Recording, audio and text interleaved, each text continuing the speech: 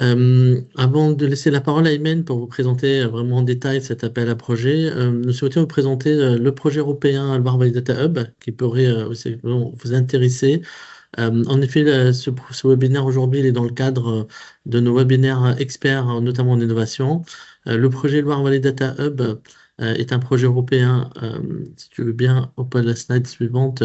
On est à peu près 151 EDH, donc European Digital Innovation Hub en Europe, qui est une réponse opérationnelle aux besoins de l'Union européenne en matière de transition numérique dans toutes ses formes, innovation digitale dans son ensemble. Et donc, ces 151 EDH ont vocation à accompagner les entreprises et les collectivités dans leur démarche de transition, que ce soit technologique ou de service. En France, toutes les régions sont dotées d'un EDH et comme vous le voyez, en Centre-Val de Loire, c'est Loire-Vallée Data Hub. Concrètement, on est composé en consortium en Centre-Val de Loire avec DevUp Centre-Val de Loire et chef de file sur la question du projet. On est accompagné de 5 autres partenaires que sans doute vous connaissez. Donc il y a AgreenTech Valley qui est un cluster dédié à l'agri et agro. Aquanova qui est l'ancien pôle de compétitivité Dream en charge de l'eau et environnement. Cosmetic Valley, autour de la filière cosmétique parfum. Le GIPRICIA, qui est une structure aussi publique adossée au conseil régional, qui a vocation d'accompagner le volet collectivité, particulièrement l'administration sur le volet cybersécurité. Et notre dernier partenaire, c'est le LABIA, qui est une émanation de la Orléans Technopole, qui dispose de data scientists pour accompagner les entreprises sur ces questions d'IA. Et concrètement, sur la slide suivante, l'esprit, c'est qu'il y a un diagnostic de maturité numérique 360 qui aborde toutes les questions, que ce soit stratégie, RH, emploi, investissement, et aussi financement, d'où aussi l'intérêt. Cette évaluation va générer justement un parcours avec une orientation sur des offreurs de solutions, des experts, des partenaires, en tout cas en région ou en dehors, pour vous accompagner dans votre projet de transition numérique. Et ensuite, on va aussi animer l'écosystème, participer aux enjeux du numérique à travers des événements, comme c'est le cas aujourd'hui. Et surtout pour l'entreprise, elle se trouve proposer un parcours spécifique, personnalisé, cet accompagnement est sans reste à charge, il est pris intégralement dans une dotation budgétaire européenne et donc cet accompagnement est gratuit et réservé exclusivement aux entreprises de la région Centre-Val de Loire. Nos confrères font aussi pour leur territoire et on cible quelle que soit l'entreprise, sa taille, start-up, mais jusqu'au grand groupe. On a un plafond de 3000 salariés par entreprise, donc ça nous laisse une belle marge sur le territoire. Et on a là aussi la spécificité en région d'accompagner aussi les collectivités, EPCI, mairie et tout autre. Voilà. Concrètement, le diag se fait par une restitution sous forme de radar qui permet de voir vous, votre état de maturité et particulièrement aussi on va vous accompagner dans l'identification des financements, que ce soit publics et privés.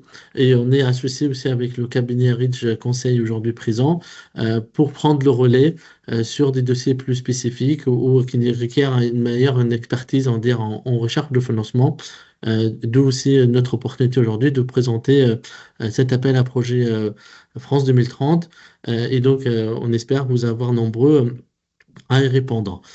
Vous avez ce QR code que vous pouvez scanner, mais je vous enverrai la présentation. Et donc, si vous avez un projet digital ou il y a un gros volet numérique dans votre innovation, qui j'espère vous solliciter aussi un financement, n'hésitez pas à nous contacter pour vous accompagner dans la formulation de ce projet-là. Voilà, et je propose que j'assurerai le secrétariat pendant ce webinaire sur les questions, donc n'hésitez pas à poster vos messages dans la conversation, et avec Imen et ses équipes, en fin de webinaire, on aura un peu de temps pour répondre de vive voix à vos questions. À toi, Imen, à tout de Super. suite. Merci Assou. Donc bonjour à tous. Aujourd'hui, donc j'aurai le plaisir de vous présenter dans le détail cet appel à projet national donc lié à l'innovation, le IDEMO, qui en est aujourd'hui donc à sa 5e édition. Donc ce que je vous propose, c'est de revoir donc dans un premier temps le contexte et les objectifs du dispositif IDEMO, et ensuite donc les caractéristiques, à qui s'adresse ce dispositif, quelles sont les conditions d'éligibilité, et surtout donc la partie pratico-pratique, votre dossier de candidature. Donc, IDEMO s'inscrit dans le plan d'investissement France 2030. Donc, France 2030, c'est un plan d'investissement massif qui a été annoncé fin 2021, donc pour une période de 5 ans, qui va concerner à la fois nos entreprises, mais également donc nos structures de recherche publiques, nos universités, et qui va permettre en fait de soutenir nos filières stratégiques, d'en créer aussi des nouvelles, nos filières d'excellence, donc de faire émerger les champions de demain, de renforcer notre souveraineté industrielle et technologique et également donc d'accélérer la transition numérique et écologique.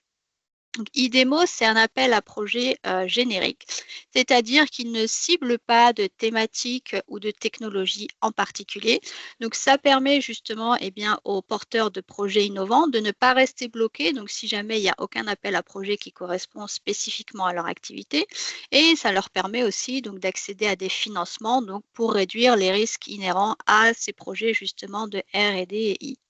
Donc, à titre d'exemple, IDEMO a mobilisé donc en 2024 311 millions d'euros. Donc, IDEMO, c'est un appel à projet qui s'adresse vraiment aux PME innovantes, donc aux startups et aux acteurs émergents. Et il a pour but donc d'accélérer le développement et la mise sur le marché de produits et services qui seront particulièrement innovants. Donc, c'est vrai qu'ici, l'innovation de rupture sera nettement favorisée par rapport à l'innovation incrémentale et il faut donc qu'on puisse se situer sur des secteurs stratégiques.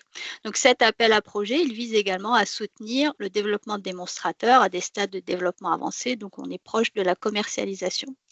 Également, IDEMO vise à renforcer nos capacités scientifiques et technologiques puisque les porteurs de projets donc, vont faire face à des verrous scientifiques et techniques qu'ils vont devoir lever justement donc, pour aboutir à la commercialisation d'un produit. Et les porteurs de projets peuvent également se présenter dans le cadre d'un consortium qui peut aussi inclure des acteurs de la recherche publique, ce qui va permettre finalement donc, d'accélérer ces développements technologiques, mais également de créer des écosystèmes, ce qui va permettre à terme de structurer des filières industrielles, qu'elles soient existantes ou émergentes, et donc de pérenniser le tissu de relations collaboratives au-delà de la durée même du projet.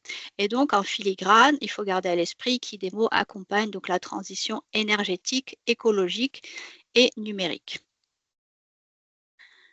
Alors, en termes de caractéristiques, à qui s'adresse le dispositif IDEMO? Donc, on l'a dit, il s'adresse essentiellement aux PME innovantes, que ce soit des acteurs bien établis ou des acteurs émergents, donc qui peuvent se présenter en tant que porteurs seuls. Les ETI et les grandes entreprises peuvent, elles, donc se présenter dans le cadre d'un consortium, sous réserve qu'il y ait à minima donc une PME ou une ETI. Et ces consortia donc, peuvent inclure des partenaires de recherche publique. Donc, on l'a dit, les projets qui seront favorisés, ce seront des projets d'innovation de rupture par rapport à l'innovation incrémentale, mais également donc, les démonstrateurs à l'échelle industrielle ou pré-industrielle d'innovation, donc à un stade avancé. Donc, ce sera soit des prototypes, soit des lignes pilotes. Pardon. Et donc, ce projet aura une durée de 3 à 5 ans. Alors, en termes de dépenses éligibles, qu'est-ce qu'on va pouvoir inclure dans l'assiette de dépenses? Donc, les frais de personnel, la sous-traitance, la contribution aux amortissements des équipements que vous allez utiliser dans le cadre de ce projet, la refacturation interne, les frais de mission et les autres coûts. Donc, ce sont les achats qui sont directement liés à votre projet. Enfin, donc l'assiette de dépenses éligible, elle devra dépasser 2 millions d'euros pour un porteur seul et 4 millions d'euros pour pour un projet collaboratif. Pardon. Alors, en termes de maturité technologique, comment est-ce qu'on va se situer? Donc ici, vous avez l'échelle TRL qui est notre outil de base, notre outil de référence pour mesurer en fait la maturité technologique des projets qui va de 1 jusqu'à 9, 1 étant de la recherche fondamentale, donc l'observation du principe de base, et 9 étant la validation donc, du système dans un environnement réel, donc quasiment très proche de la commercialisation.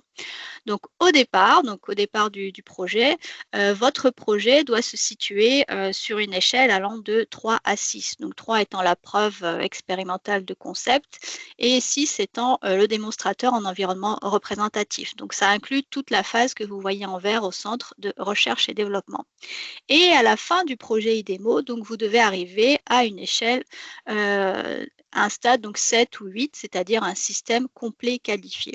Donc raisonnablement, pour un projet donc de R&D et I, on estime qu'au cours de ce projet, vous allez gravir en moyenne donc 3 stades, donc 3 échelons. C'est-à-dire que si vous commencez à 7 ou à 4, pardon, donc vous arriverez en théorie à la fin du projet, voilà, au stade 7.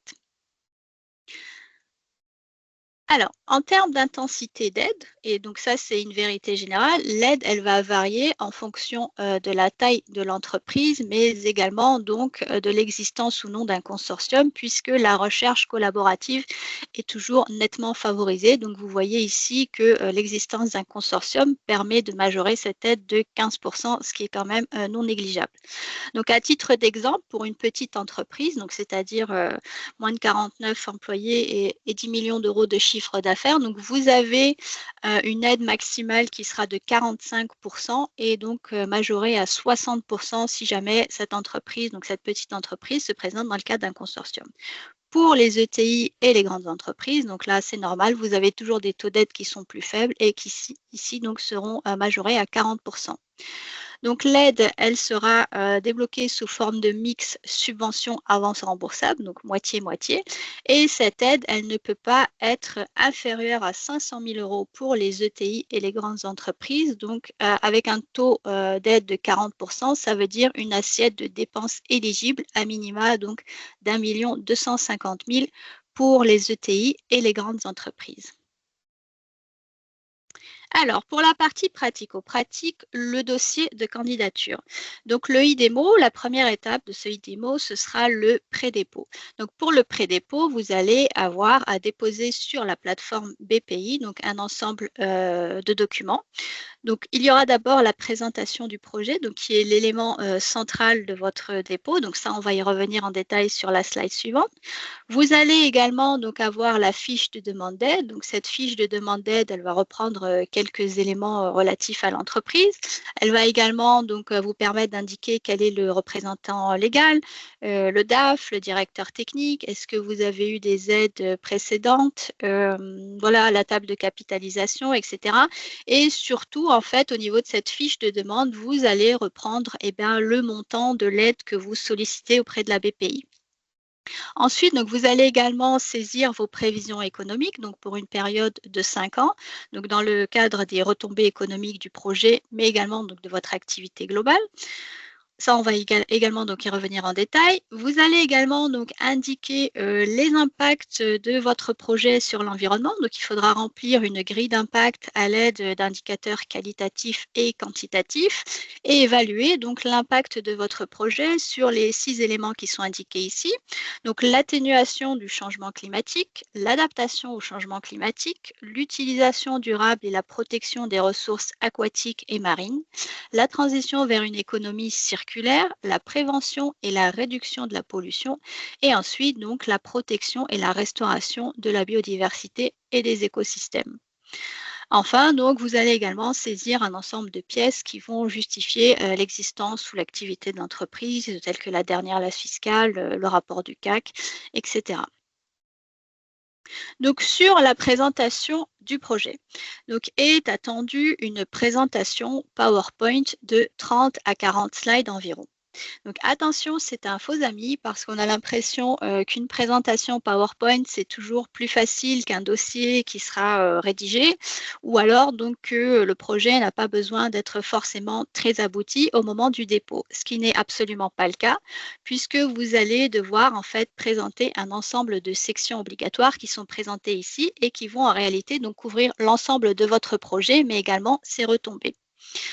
Donc d'abord, vous allez commencer par décrire l'innovation que vous portez. Donc l'innovation de produits ou de services, vous allez décrire ce que vous souhaitez développer, mais également donc l'état de l'art au début de vos travaux, les verrous que vous rencontrez justement pour pouvoir mener à bien ces développements, la démarche expérimentale que vous allez mettre en place justement pour lever ces verrous, donc potentiellement un plan B si le plan A ne marche pas, etc. Donc il y a toute une section très importante qui sera l'innovation. Ensuite, on va décrire le porteur et potentiellement donc ses partenaires si jamais ils se présentent dans le cadre d'un consortium. Donc pour le porteur, on va décrire son activité, son chiffre d'affaires, ses capitaux, mais également donc les compétences de son équipe technique, l'organisation de la structure, et on va faire de même donc pour l'ensemble des acteurs du consortium. On va également donc si jamais vous vous présentez dans le cadre d'un consortium, décrire donc quelle est l'interaction de ce consortium, quelles sont les compétences que chacun va apporter, est-ce que ce consortium est cohérent, est-ce que chacun va pouvoir en tirer des bénéfices, etc. Donc, il faudra également justifier en fait l'existence et la construction de ce consortium. Vous allez également donc décrire vos principaux sous-traitants, ce qui va permettre en fait donc de mettre en valeur l'ensemble justement de la chaîne de valeur liée à votre projet. Ensuite, donc, on va revenir en détail sur votre programme de travail. Ça veut dire qu'il sera déjà bouclé au moment du pré-dépôt. Donc, on va détailler le calendrier, les différents lots, les livrables ou les jalons clés donc, qui sont attendus à la fin des lots, quels sont les partenaires qui vont participer à chaque lot, donc pour voir effectivement s'il y a une répartition équilibrée des tâches, quel est le budget de chaque lot, etc. Ensuite, donc, la section suivante, ce sera la stratégie réglementaire et la propriété intellectuelle. Donc, est-ce que vous comptez déposer des brevets? Donc, sur quelle partie de l'innovation? Est-ce que vous allez acquérir des brevets? Si vous êtes dans le cadre d'un consortium, donc justement, comment est-ce que vous allez vous répartir les retombées intellectuelles de ce projet? Est-ce que les partenaires publics auront le droit de publier leurs résultats, ce qui est obligatoire, etc. Est-ce que vous avez besoin finalement d'autorisation réglementaire donc pour mettre votre produit sur le marché? Donc, il faudra bien détailler tout cet aspect réglementaire et de propriété intellectuelle.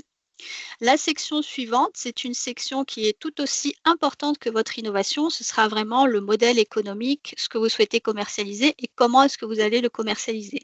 Puisque même si vous portez la plus belle des innovations et que derrière, il n'y a pas de marché donc pour justement absorber cette innovation, donc vous ne serez malheureusement pas financé.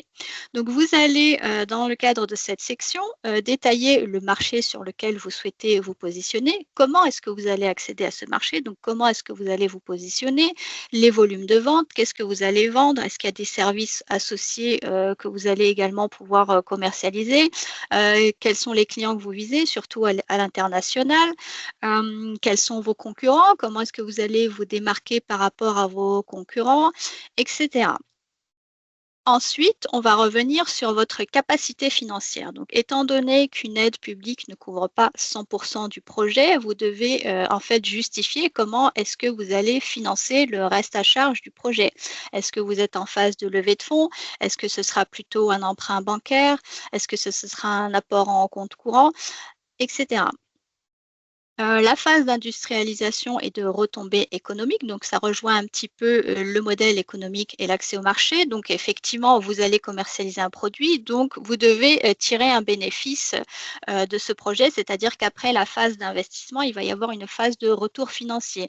Donc quel est le chiffre d'affaires que vous allez générer grâce à ce projet, donc les résultats positifs, mais également donc quel est l'impact de ce projet à l'échelle nationale ou alors à l'échelle du territoire? Est-ce que par effet boule de neige, vous allez pouvoir solliciter beaucoup de fournisseurs, faire travailler autour de vous en fait beaucoup d'entreprises? Est-ce que vous allez contribuer aussi à la structuration des filières? Donc, il y a un ensemble d'éléments qu'il faudra détailler. Donc, tout ce qui va graviter finalement autour de votre projet. Donc, il faut avoir une vision un petit peu plus large. On va également donc s'intéresser bien évidemment au nombre d'emplois que vous allez créer dans le cadre immédiat de votre projet, mais également donc à plus long terme, puisque le business plan donc, se fait toujours sur à minima 5 ans. Ensuite, donc la section suivante, ce sera les performances environnementales de votre projet. Donc, c'est un petit peu ce qu'on avait dit en introduction. Donc, l'impact de votre projet sur plusieurs axes, mais également donc l'impact potentiellement sur notre société. Est-ce que vous êtes porteur d'une telle innovation qu'elle modifierait finalement notre mode de fonctionnement, notre mode de consommation? Voilà, donc pardon, ça impacterait potentiellement directement notre société. Et enfin, donc le dernier point, le plus important aussi, c'est la justification du projet et de l'aide. C'est ce qu'on appelle le principe d'incitativité. Donc finalement, vous allez justifier auprès du financeur pourquoi est-ce que vous avez besoin de ce petit coup de pouce. Donc pourquoi est-ce que vous avez besoin de cette aide? Ben, cette aide, elle va vous permettre finalement voilà, d'avoir un projet de R&D peut-être plus ambitieux, d'embaucher plus de monde, de mettre sur le marché un produit ou un service innovant plus rapidement, d'avoir plus rapidement, donc de pouvoir obtenir des parts de marché, etc. Donc, le principe d'incitativité, ça inclut aussi le fait que vous ne devez pas avoir débuté donc, votre projet au moment où vous allez faire le pré-dépôt, c'est-à-dire qu'aucune dépense ne doit avoir été engagée. Sinon, bah, le financeur peut se dire, vous avez commencé votre projet et finalement, vous n'avez pas besoin de nous. Donc, à partir du moment où vous sollicitez cette aide, il faut garder à l'esprit que le projet ne doit pas avoir démarré. Alors, Pardon, oui, Imen, oui, avant oui, de... oui, je t'en prie. On a une petite question. Est-ce que des projets de dev, en tout cas innovants, internes, est-ce que c'est obligé que ça soit commercialisé? C'est à Céline qui pose la question. Est-ce que Ouais, les projets, il faut que ça soit nécessairement à vocation d'être commercialisé? tout à fait.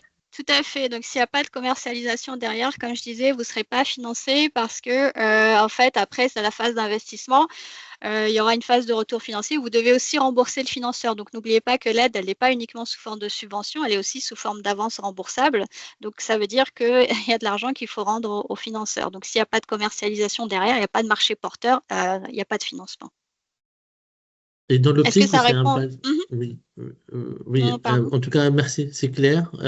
Mais par exemple, quand c'est un projet R&D interne, mais à Mm, vocation, par exemple, d'améliorer la prod, donc il y a un effet cause à effet mm, indirect, non, il faut que ça mm. soit vraiment Ouais, l'objet le projet, c'est ça qui va être commercialisé, pas indirectement. C'est ça, ça qui est c'est lié. ça. OK. C'est tout à fait ça. Donc, tout ce qui est développement interne, malheureusement, donc ça reste à vos frais, à votre charge. D'accord. Après, il y aura d'autres. Voilà, en région, il y a des contrats de PME, donc CAP. Il y a un CAP R&D, voilà, d'innovation Mm, propre, qui est en dehors de ce cadre-là de IDEMO. ouais. Donc, à Céline, on pourra regarder ensemble. OK, merci, C'est Men. ça. Donc, Merci IDEMO, beaucoup. je vous en prie. Donc, IDEMO, c'est vraiment un appel à projet qui est extrêmement compétitif. Et comme c'est un appel à projet générique, il ne faut pas oublier que vous allez avoir des gens qui vont porter des projets sur des sujets extrêmement variés. Donc, tout ce qui est procédé interne, malheureusement, ce ne sont pas des sujets qui seront pris en charge. Pour les prévisions économiques, donc dans le détail, vous allez les saisir en ligne pour le pré-dépôt. Donc, on va vous demander voilà, le produit que vous allez commercialiser, la première année de commercialisation, le nombre d'unités vendues, le chiffre d'affaires qui sera voilà, issu du projet, potentiellement des services associés, la marge nette prévisionnelle. Et donc, tout ça, ça reste dans le cadre de votre activité globale. Donc, dans le chiffre, vous allez également renseigner le chiffre d'affaires total de l'entreprise. Et comme on disait, donc il y a aussi l'effectif, c'est-à-dire les emplois que vous allez créer dans le cadre du projet. Donc en général, ce sont des emplois liés voilà, à la R&D, donc des compétences plutôt dans la recherche et par la suite, donc potentiellement dans l'industrie, le commerce et autres. Donc un business plan sur une période de 5 ans. Donc attention ici, quand vous saisissez vos prévisions économiques, il faut faire attention que les chiffres que vous allez saisir, ce soient les mêmes que ceux que vous avez présentés sur votre PowerPoint, parce qu'on a déjà vu en fait voilà, des versions qui n'étaient pas peut-être les dernières et donc des chiffres qui ne concordaient pas forcément. Donc attention ici à bien saisir donc les mêmes chiffres. Voilà, donc la dernière section la plus importante par rapport à ce projet, ça va être les impacts environnementaux donc, de votre projet sur les 6 axes qui sont indiqués, rappelés là-haut à droite, donc on a vu ensemble. Donc ce sera une auto-évaluation, donc c'est une grille voilà, d'impacts environnementaux. Vous allez vous juger vous-même à l'aide d'indicateurs qualitatifs et quantitatifs.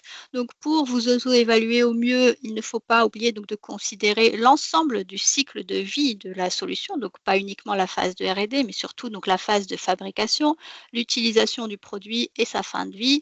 Et donc, vous serez en vision cible, c'est-à-dire après la mise sur le marché. Donc, pour vous aider, vous allez retrouver sur le site de la BPI donc des fiches thématiques selon votre secteur d'activité. Donc, ça peut être des fiches agronomie, chimie, etc. Donc, qui vont vous rappeler les principaux impacts environnementaux que vous devrez évaluer. Donc, il faut également considérer le périmètre correct pour cette évaluation, c'est-à-dire mettre en perspective donc, votre projet par rapport à une situation en l'absence de projet. Et donc, dans la mesure du possible, vous appuyez sur des indicateurs pardon, quantitatifs, donc des normes, des moyennes de marché, des flux, etc., que vous pouvez retrouver notamment dans l'état de l'art. Ensuite, donc, il faut mentionner les principaux impacts du projet, donc qu'ils soient positifs ou négatifs. Donc, c'est vrai que on élude souvent donc, les impacts négatifs et donc il ne faut pas aussi oublier de détailler les actions que vous souhaitez mettre en place pour justement améliorer les impacts de votre projet, donc avoir toujours les impacts les plus positifs possibles.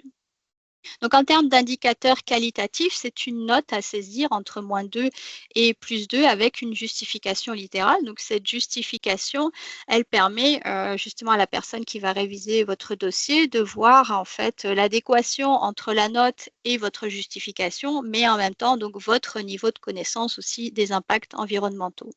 En termes d'indicateurs quantitatifs, donc pour les objectifs atténuation du changement climatique, gestion des ressources en eau et marine et transition vers une économie circulaire. Donc pour les impacts de votre projet sur ces 3 thématiques-là, vous devez fournir donc des métriques en valeur absolue et toujours assorties donc d'une justification littérale.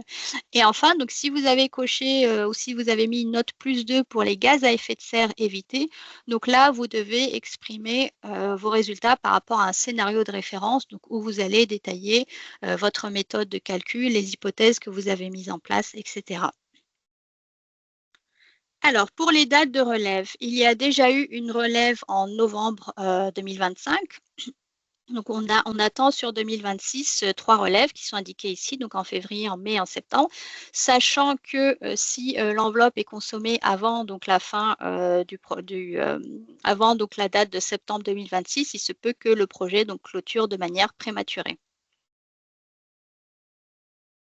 Comment se passe la sélection? Donc, vous allez faire votre pré-dépôt. Donc, si vous êtes retenu pour une audition orale, vous pourrez alors donc défendre votre projet. Et si vous êtes retenu à l'issue de cette audition orale, vous passez donc en instruction approfondie, c'est-à-dire que vous allez devoir présenter un dossier complet, donc un dossier classique rédigé. Vous aurez 1 mois pour le rédiger ou 2 mois, donc si vous êtes dans le cadre d'un consortium. Et si vous êtes lauréat, eh bien, vous allez établir un contrat, donc une convention avec BPI. Donc, les délais ici sont assez réduits. Donc, c'est vraiment de quelques semaines entre le pré-dépôt et l'audition orale, si jamais vous êtes retenu, étant donné qu'il y a plusieurs relèves par an et que c'est quand même un appel à projet qui est assez populaire. Alors, en termes de critères d'évaluation, donc il y a toute la partie complétude du dossier, voilà, être à jour de ses obligations fiscales, ne pas être en difficulté. Donc ça, je n'y reviens pas. Également, donc les impacts de votre projet sur l'environnement et la société, donc ça, on les a vus, je n'y reviens pas. Donc sur le processus de sélection en lui-même, sur quoi est-ce qu'on va vous juger?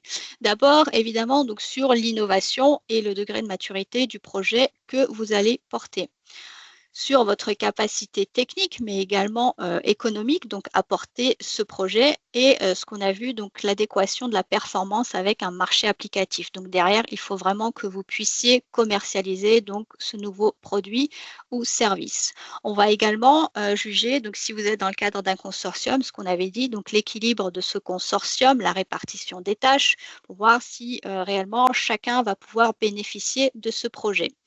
Ensuite, donc, on va également surtout s'intéresser à votre, comment dire, à la capacité de votre projet à répondre à des enjeux de souveraineté nationale. Donc, en termes de souveraineté, on pense à notre autonomie, que ce soit pour l'approvisionnement ou la production. Donc, il faut que votre projet, en fait, réponde à une problématique nationale ou européenne. Et pareil, donc, on va également donc rechercher le caractère stratégique. Donc, il faut que votre projet ait une notion de stratégie stratégie donc d'enjeux critiques pour la nation et l'Europe. Enfin, donc on va également regarder les impacts socio-économiques de votre projet et il ne faudra pas oublier aussi malheureusement le caractère d'originalité car s'il y a un projet qui ressemble très fortement au vôtre et qui a déjà été financé, eh bien ça réduit quand même vos chances d'être financé. Donc en conclusion, sachez que le IDEMO national donc, existe dans sa version régionale qui est peut-être un petit peu moins compétitive. Donc la version régionale donc, ne change pas, ça reste un appel à projet générique et donc dont les spécificités vont varier en fonction des besoins de la région et des secteurs prioritaires. Donc actuellement, c'est un appel à projet qui arrive en fin de vie, donc qui est malheureusement clôturé pour la plupart des régions, donc sauf pour la région Aura, Nouvelle-Aquitaine et Occitanie. Donc on n'a pas pour le moment de visibilité sur 2026. On aura peut-être des dates d'ouverture donc qui seront programmées. Voilà, donc il faut rester un petit peu à l'affût et potentiellement il y aura une date en 2026 pour la région Centre-Val de Loire. Alors, quelle est la différence entre un IDEMO national et un IDEMO régionalisé? Donc, chaque région, je le rappelle, a son propre cahier des charges. Donc, si on regarde ici les caractéristiques du IDEMO pour la région Centre-Val de Loire, donc ici, le porteur de projet, ça peut être une PME, une ETI ou une grande entreprise. En revanche, donc, ces entreprises, elles doivent obligatoirement se présenter en tant que consortium. Donc, quelle que soit l'entreprise, elle ne peut pas, quelle que soit la taille de l'entreprise, donc elle ne peut pas se présenter en tant que porteur seul. L'assiette de dépenses, ici, elle va se situer entre 1 et 4 millions d'euros, donc plafonnée, avec une aide plafonnée à 2 millions d'euros pour l'ensemble du consortium.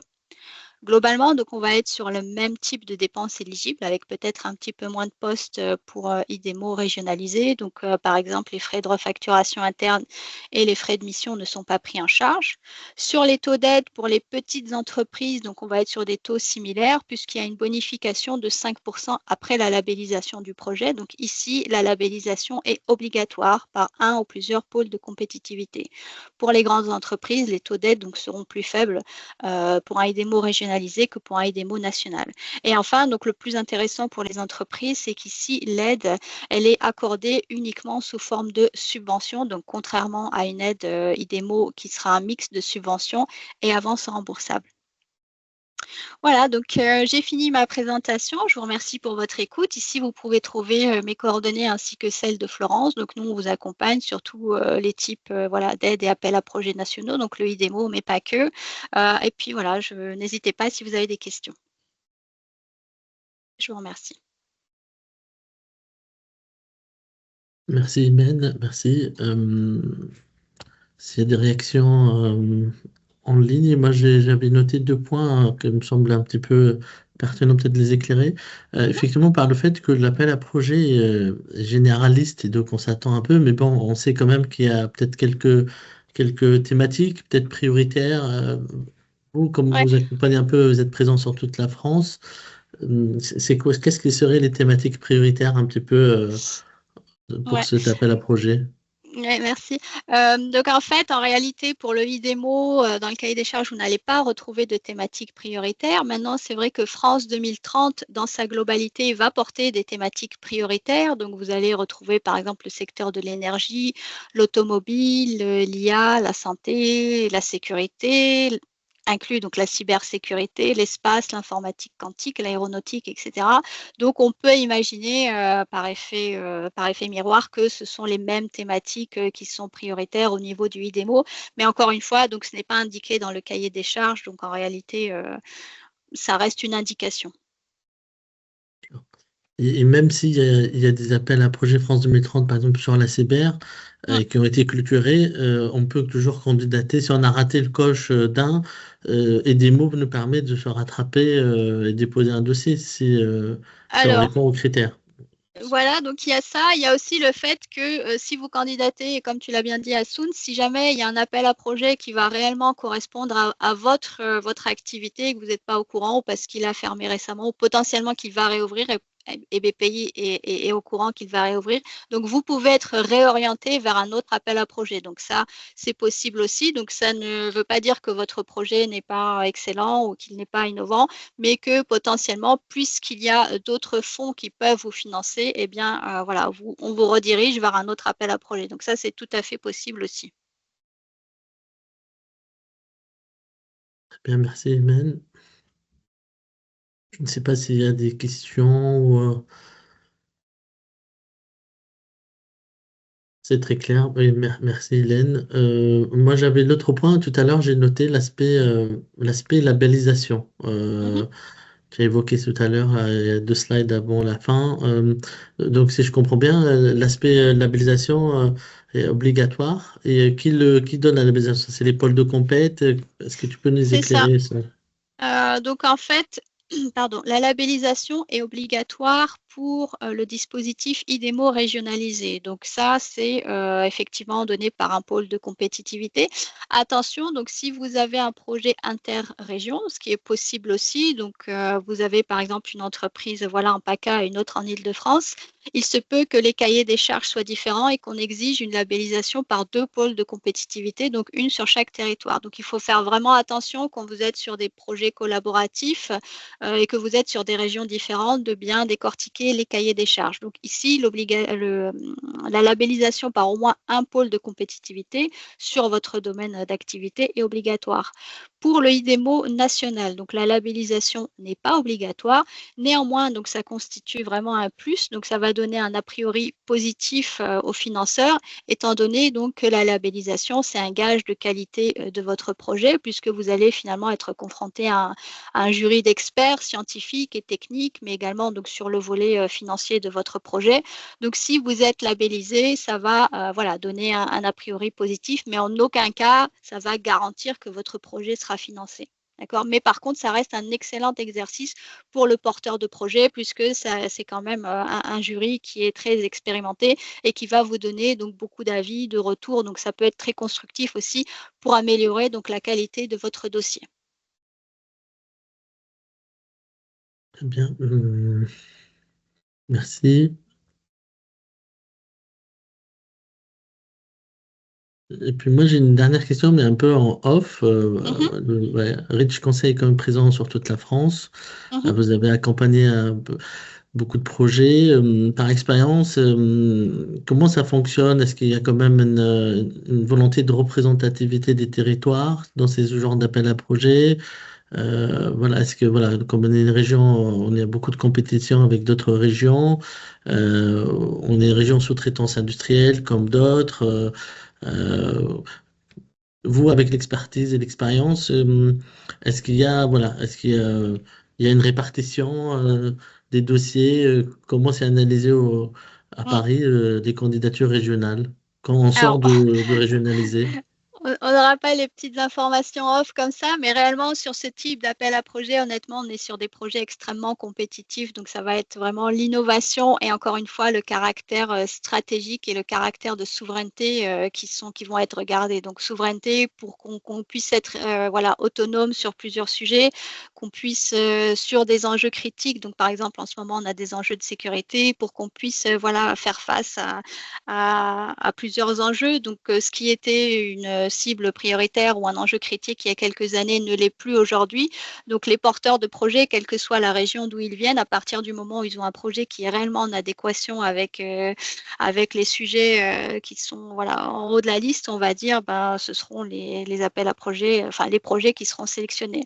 Maintenant, sur le IDEMO en particulier, il faut savoir que si vous n'êtes pas pris, si vous n'êtes pas pris pour l'audition orale, donc vous pouvez recandidater. Donc rien ne vous empêche de recandidater une fois que vous allez avoir un retour du financeur, donc un retour détaillé. Si jamais il y a des points qui peuvent être améliorés, donc rien ne vous empêche de recandidater, voilà, quelle que soit la région dont vous venez. Et pour revenir à l'histoire des régions, donc pour équilibrer justement cette répartition des budgets et que chaque région puisse être représentée, notamment en fonction de ses thématiques prioritaires, puisqu'on n'a pas du tout les mêmes thématiques d'une région à l'autre, eh bien, il y a le plan France 2030 régionalisé. Donc là, vous allez avoir des enveloppes justement qui vont être accordées. Et globalement, pour chaque région, vous allez retrouver un gros axe innovation avec vraiment le même type d'appel à projet. Donc, le programme d'investissement d'avenir, PIA4, le IDEMO régionalisé et le troisième, ça va être la structuration des filières. Donc, pas de jaloux, tout le monde a une enveloppe voilà, pour développer les projets innovants, mais il n'y a pas de région donc favorisée par rapport à une autre que je sache. Hein. Donc, on est vraiment sur l'évaluation plutôt du porteur de projet et surtout de l'innovation qu'il va porter. Bien, merci. Oui, effectivement, avec le dernier mot qui est innovation, voilà, DevUp Centre Val de Loire est au cœur de dispositifs régionaux avec tout le réseau écosystème régional. Donc, n'hésitez pas à solliciter l'écosystème, le réseau et Reach pour pouvoir vous accompagner. Donc, si tu peux rappeler globalement les grosses échéances, s'il te plaît, Ben, voilà, par rapport Oui. à. Du coup, vous allez Voilà, avoir c'est ça. donc un premier dépôt qui est clôturé. Donc le prochain, ce sera février 2026. Donc voilà, on a encore 2 mois et demi globalement, enfin, un petit peu moins pour se préparer. Donc pareil, il faudra préparer tous les éléments du pré-dépôt, donc vraiment axer tous vos efforts sur la présentation et cette présentation en réalité, elle va caractériser tout votre projet. Donc après février, vous voyez, quelques mois après, donc on a la relève de mai et ensuite clôture en septembre 2026.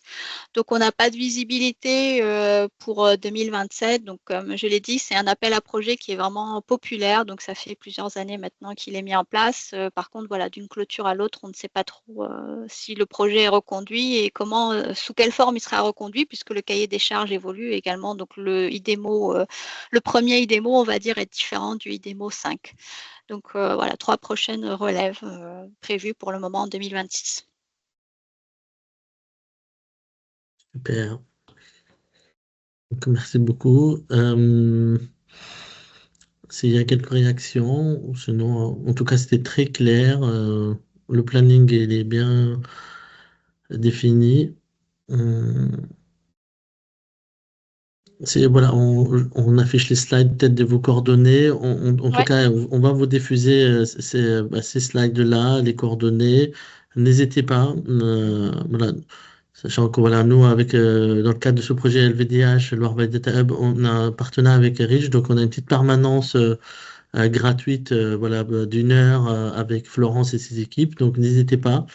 S'il y a une marque d'intérêt, ça va très vite avec Noël pour arriver à février. Donc si vous voulez structurer un dépôt de projet, n'hésitez pas à profiter. Voilà, dans le cadre de notre partenariat, on a une petite heure de conseils personnalisés gratuites et on espère vous retrouver nombreux et nombreuses pour représenter le Centre Val de Loire et ses innovations. Merci à tous. Je vous merci. partagerai le webinaire en ligne et puis n'hésitez pas à nous recontacter. Très belle journée, au plaisir et Merci. puis bonne Merci fin à de tous. fin Merci à d'année. tous. Merci, à Merci. très Au vite. revoir. Merci. Merci beaucoup.